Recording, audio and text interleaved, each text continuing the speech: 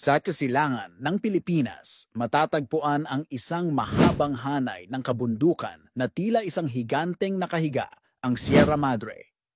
Ito ang pinakamahabang mountain range sa buong bansa. Umaabot mula sa Cagayan, sa Hilaga, hanggang Quezon at Rizal sa timog. Ngunit higit pa sa ganda nito, ang Sierra Madre ay ang tunay na tagapagtanggol ng Luzon. Tuwing may bagyo, ito ang unang sumasalubong sa malalakas na hangin at ulang dala ng karagatan. Dahil dito, nababawasan ang pinsala sa mga bayan at lungsod sa kanlurang bahagi ng Luzon. Bukod sa pagiging panangga, tahanan din ito ng libu-libong uri ng halaman at hayop.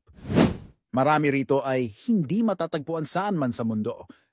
Narito ang Philippine Eagle, Tamarao, Cloud Rat, at iba pang nilalang na kailangan ng ating pangangalaga. Ngunit ngayon, ang Sierra Madre ay humaharap sa pinakamalaking banta pagkalbo ng kagubatan, ilegal na pagtotroso, at proyekto ng pagmimina. Bawat punong pinuputol, bawat bundok na binubungkal, ay unti-unting pinapatay ang ating kalasag laban sa sakuna.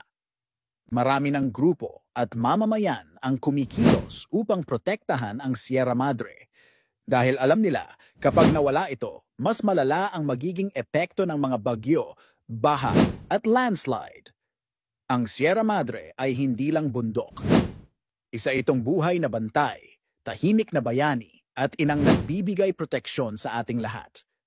Kaya bago tayo magreklamo sa lakas ng ulan o bagyo, tandaan natin, ang Sierra Madre ang dahilan kung bakit tayo ligtas. Protektahan natin ang Sierra Madre dahil habang nabubuhay ito, ligtas ang Pilipinas.